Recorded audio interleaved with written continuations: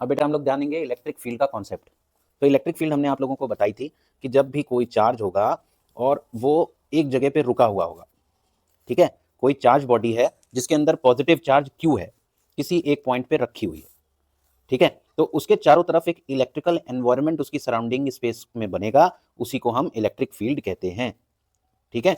और electric field की किसी पी पॉइंट पे रखी हुई, कोई पी पॉइंट पे कोई चार्ज रखा है और उसके चारों तरफ बन रही इलेक्ट्रिक फील्ड को टेस्ट करने के लिए हमें एक क्यू नॉट नाम का चार्ज, पॉजिटिव चार्ज लेना पड़ता है। इस क्यू नॉट नाम के चार्ज को हम क्या बोलते हैं? Test charge. क्यू नॉट को क्या बोलते हैं? Test charge.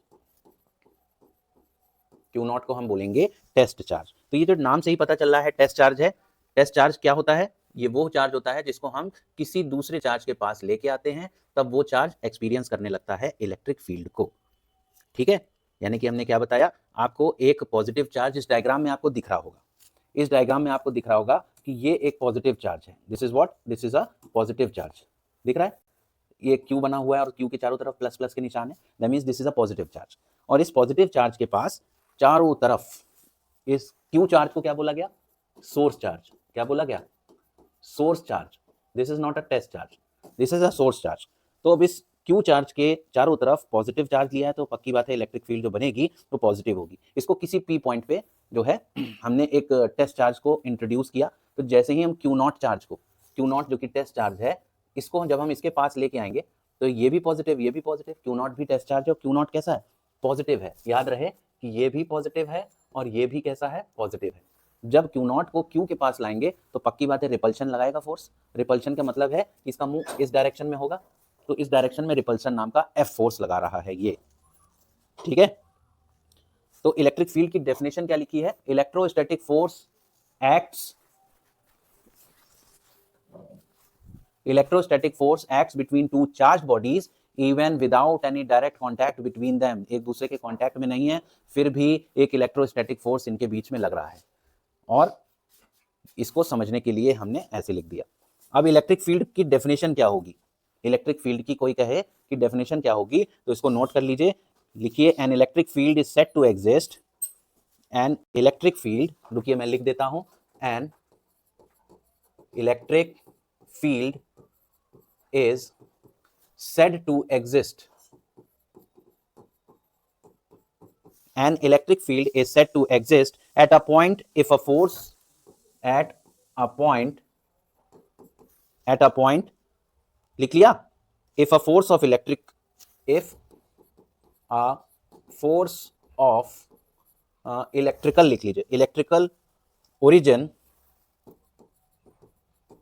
electrical origin is exerted, is exerted, और चार्ज कैसा है? किसी पॉइंट पर चार्ज कैसा है? स्टेशनरी चार्ज है ना, तो exerted on a stationary, on a stationary, on a stationary charged body, charged body placed at that point, placed at that point, ठीक है। अब ये जो इलेक्ट्रिक फील्ड है, इस इलेक्ट्रिक फील्ड को दो और नाम से भी जाना जाता है, ठीक है। इसको हम इलेक्ट्रिक फील्ड तो कहते ही हैं, साथ ही साथ इलेक्ट्रिक इंटेंसिटी भी कहते हैं। क्या क्या कहते हैं? इलेक्ट्रिक फील्ड की इंटेंसिटी, इस नाम से भी जानते हैं, या इसी इलेक्ट्रिक फील्ड का एक और नाम है जिसको कहते हैं इलेक्ट्रिक फील्ड स्ट्रेंथ। क्या बोलते हैं? इलेक्ट्रिक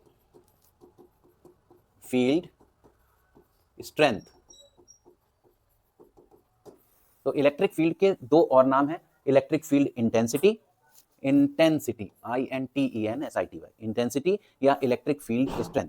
इसको किस सिंबल से हम डिनोट करते हैं? इसको बेटा E लिख दो और उसके ऊपर एक ऐसा वेक्टर वाला निशान लगा दो, ठीक है। तो इलेक्ट्रिक फील्ड इंटेंसिटी आखिर है क्या? तो आप लिखेंगे इलेक्ट्रिक फील्ड इंटेंसिटी, या जिसको इलेक्ट्रिक फील्ड स्ट्रेंथ कहते हैं। अब इंपॉर्टेंट चीज जो नोट करने और लर्न करने की है, इसमें आप लिखेंगे इलेक्ट्रिक इंटेंसिटी, इलेक्ट्रिक इंटेंसिटी और electric field strength, electric field strength, electric field intensity और इलेक्ट्रिक फील्ड स्ट्रेंथ, जिसको हम E के ऊपर इस वेक्टर से जानते हैं, ठीक, at a point is defined as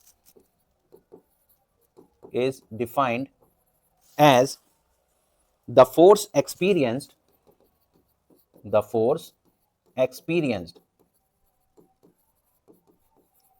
अब किसके द्वारा?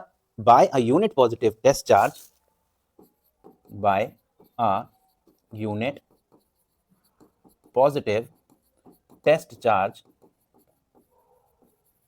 by a unit positive test charge placed at that point, placed at that point, ठीक है, without disturbing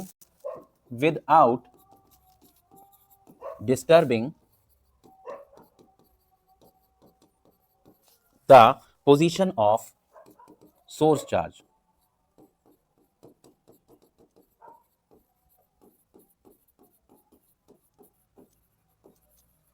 ठीक, यही तो मैंने बताया कि एक प्लस क्यू चार्ज, जिसको सोर्स चार्ज कहते हैं, उसके पास अगर क्यू नॉट चार्ज को लेके हम आते हैं तो क्या होता है, किसी एक पॉइंट से उठा करके उसको लेके आते हैं यूनिट पॉजिटिव टेस्ट चार्ज को उस पॉइंट तक, लेकिन हमें क्या करना है, सोर्स चार्ज की पोजीशन को बिल्कुल डिस्टर्ब नहीं करना है। तो ऐसे में एक फोर्स एक्सपीरियंस होगा, उसी को हम कहते हैं इलेक्ट्रिक फील्ड स्ट्रेंथ। ठीक, अब फॉर्मूले के हिसाब से क्या लिखेंगे इलेक्ट्रिक फील्ड स्ट्रेंथ को, तो वो नोट कर लीजिएगा। इलेक्ट्रिक फील्ड स्ट्रेंथ का जो फॉर्मूला होता है वो होता है ऐसे, equals to F upon Q naught. ठीक है, ये इसका क्या होता है, फॉर्मूला होता है, नोट कर लिया।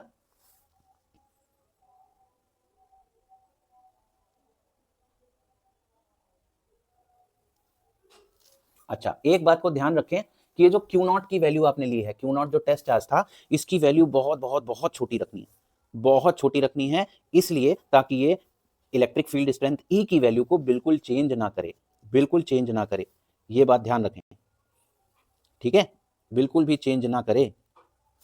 अच्छा, तो E के ऊपर ये वेक्टर वाला निशान लगा है, इससे ये शो कर रहा है कि इलेक्ट्रिक फील्ड E जो है ये क्या है, ये एक वेक्टर क्वांटिटी है। क्या है बेटा, वेक्टर क्वांटिटी। वेक्टर क्वांटिटी कौन सी क्वांटिटी होती है, which have magnitude as well as direction, है ना। तो इसका जो डायरेक्शन होगा, इलेक्ट्रिक फील्ड स्ट्रेंथ का जो डायरेक्शन होगा वो सेम होगा फोर्स के बराबर। यूनिट पॉजिटिव टेस्ट चार्ज के ऊपर जो F फोर्स लग रहा है और उस फोर्स की जो डायरेक्शन होगी वही डायरेक्शन इलेक्ट्रिक फील्ड की भी होगी, सेम टू सेम। अब बात करते हैं इसकी डायमेंशन निकालने की। इलेक्ट्रिक फील्ड स्ट्रेंथ की डायमेंशन कैसे निकालें भाई, तो किसी भी चीज की डायमेंशन तो उसके फॉर्मूले से निकाली जाती है। तो हम फॉर्मूला इसका नोट कर लिया हमने, E equals to F upon Q naught. तो हम F क्या है, ये F क्या है, फोर्स है, फोर्स है, तो फोर्स की डायमेंशन क्या होती है, याद है 11th में पढ़ी थी हम लोगों ने। तो F की डायमेंशन ml t की पावर क्या होती है, -2, ml t की power -2, this is the dimension of force. और कूलाम की डायमेंशन क्या होती है, C होती है, ठीक, C, और C तो कुछ होती भी नहीं है। तो हम फॉर्मूला लगाएंगे Q charge equals to I into T, ये फॉर्मूला है। ये कहां से आया, यहां से आया, करंट I जिसको एम्पियर में लेते हैं equals to Q upon T. ये किस में होता है, कूलाम्स में, और ये किस में होता है, सेकंड्स में, होता है कि नहीं। तो कूलाम पर सेकंड, यही तो एम्पियर होता है। तो यहां से Q की वैल्यू कितनी आ जाएगी, Q की डायमेंशन कितनी हो जाएगी, ये A से एम्पियर और ये T से time, A into T, C की जगह ये जो C आया था इसकी जगह हम A इंटू टी कर देंगे। तो क्या बन जाएगा बेटा, ml t की पावर -2 अपॉन AT। अब जिसको ऊपर जाना है वो ऊपर चला जाएगा, तो t ऊपर जाएगा तो t की पावर -1, और पहले से -2 था तो t की पावर -3, और a भी ऊपर जाएगा तो a की पावर -1। तो फाइनल हमारी डायमेंशन क्या हो जाएगी, ml t की पावर -3 a की पावर -1। ये वेरी इंपॉर्टेंट है, अगर आपसे पूछ लिया तो आप ऐसे करके लिखेंगे, ठीक है, नोट कर लिया।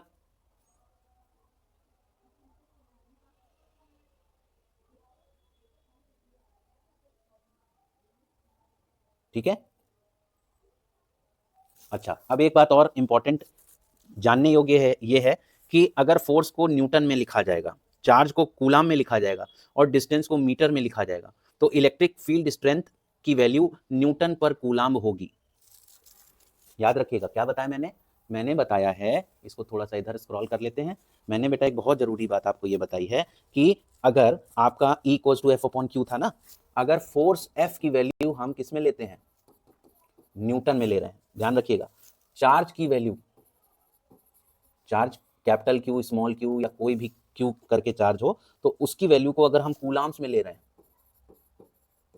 कूलाम्स में, ठीक, और जो कोई भी डिस्टेंस है चार्जेस के बीच की, उस डिस्टेंस को अगर हम मीटर्स में ले रहे हैं, तो हमें ध्यान रखना चाहिए कि इलेक्ट्रिक फील्ड स्ट्रेंथ या इलेक्ट्रिक फील्ड, जिसको हम E से डिनोट करते हैं, इलेक्ट्रिक फील्ड स्ट्रेंथ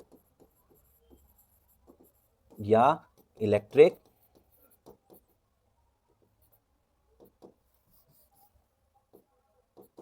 फील्ड या इलेक्ट्रिक फील्ड या इलेक्ट्रिक फील्ड इंटेंसिटी, दोनों नाम से जाना जाता है।